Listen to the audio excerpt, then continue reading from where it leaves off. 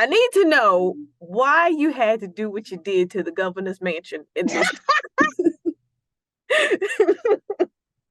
I honestly, I put it kind of in there. I'm not going to say what it is, but some people will read it and see.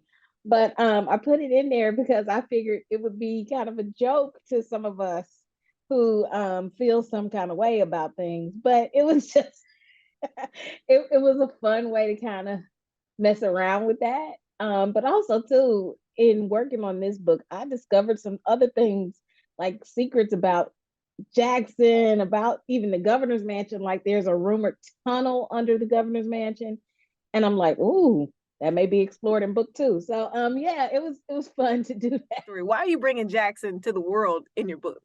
Yeah, well, for a couple of reasons. One, a lot of times when we see Jackson in movies or shows or even books, it's stuff set in the 50s and 60s and that sort of time frame. It's there rarely is anything set in Jackson now. Rarely ever. And so that was one reason I was like, wait a minute, if I was a kid from Jackson, which I am, I'm always going to be a kid from Jackson, but if I was a kid right now in Jackson and I'm looking at all these books and movies about my city, but none of them are about what's happening now or things going on now, I'd be like, why not? So I wanted to include Jackson now, but then too, I've had so many young readers in Jackson and then educators too who are like, oh, I wish you'd said something here. I wish you'd said something here because in my other books, I never named a city or a state, but people in Jackson was like, oh, that's Jackson, that's Georgetown. But then I go to Atlanta where I live now, and they're like, oh, that's Atlanta. I go to Chicago, that's Chicago. So I wanted to be able to say, nah, this is Jackson. It's Jackson, Jackson. We got Ferris Street in the book. We got the Mississippi Civil Rights Museum. We even got the potholes. So it's just Just thinking about just you in general and all the things you're doing, scholarships from Belhaven, all these amazing things, movies, books. When are you gonna slow down? And are you ever gonna slow down? Well, no, I don't think so. I'm working on the second book now. The second book in the Nic Blake series. I'm working on it now. I'm also working on some other stuff. But I will say I'm kind of slowed down because I am a part of the Screenwriters Guild, the Writers Guild. And so we're on strike right now until Hollywood gives us a fair deal.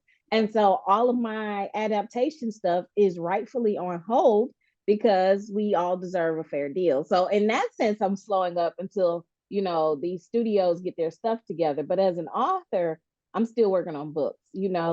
I'm trying to put them out as quick as I can. I have kids already hitting me up like, I need a sequel now. And I'm like, baby, wait, give me time. But I mean, as long as I have young people wanting to read, I'm gonna keep writing for them.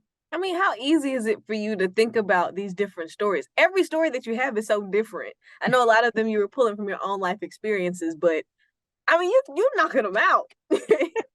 I'm trying.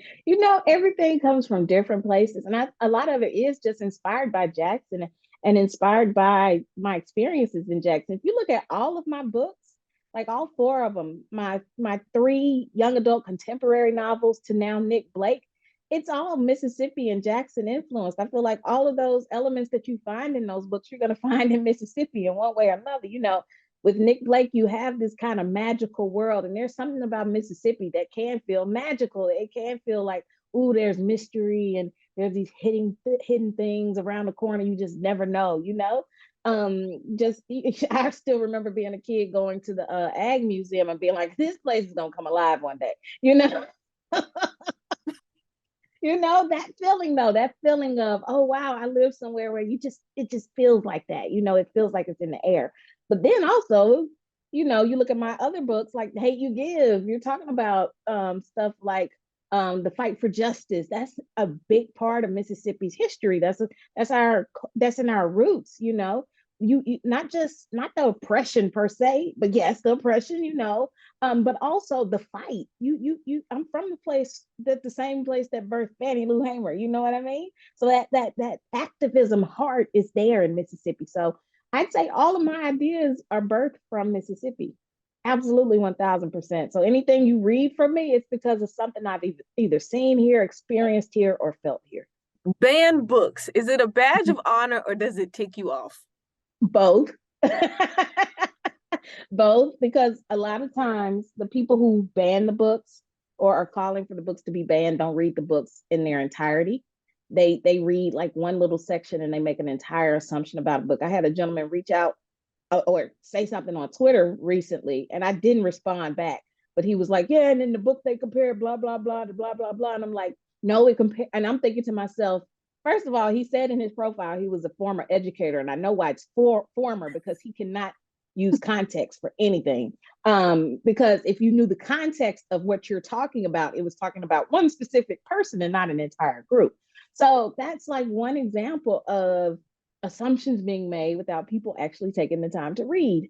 But what ticks me off is not the assumptions being made about the book, it's the assumptions, well, it's the damage that it does to the young people who see themselves in the book.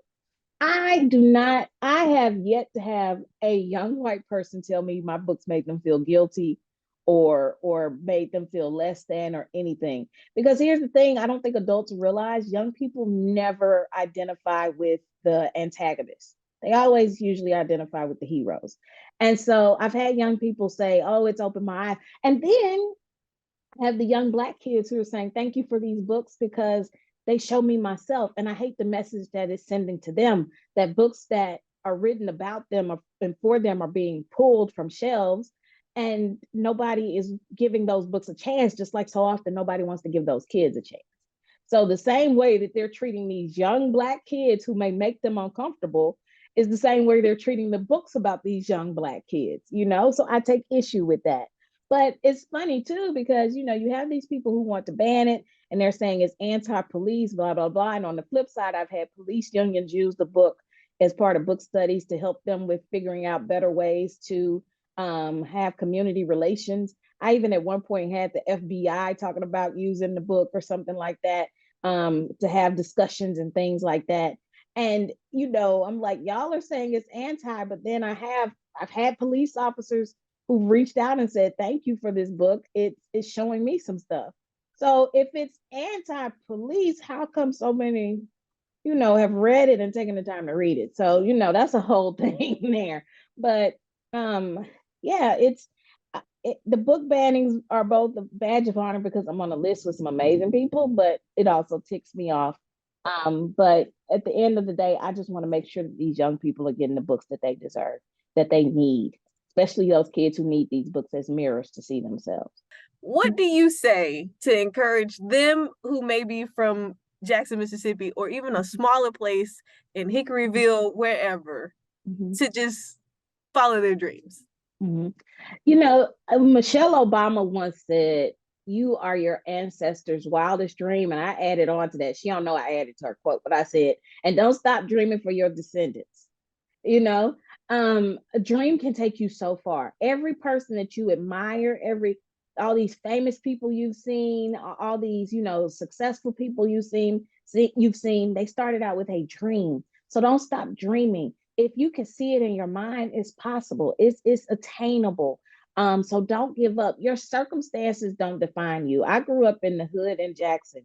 You know, my family struggled. We didn't always know if we were where we were going to get food from or how we were going to get food, you know, or we were going to food pantries to get food. And now my mom has me reorganizing her pantry because she got too much stuff in it, you know. But that's how God took us from a place of need to a place of abundance.